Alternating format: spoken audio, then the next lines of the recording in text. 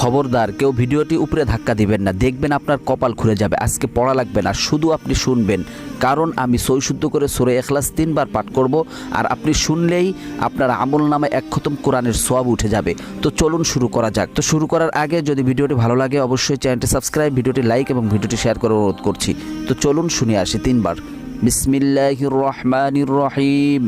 قل هو الله أحد الله الصمد لم يلد ولم يولد ولم يكن له كفوا أحد بسم الله الرحمن الرحيم قل هو الله أحد الله الصمد لم يلد ولم يولد ولم يكن له كفوا أحد بسم الله الرحمن الرحيم قل هو الله أحد الله الصمد لم يلد ولم يولد ولم يكن له كفوا أحد।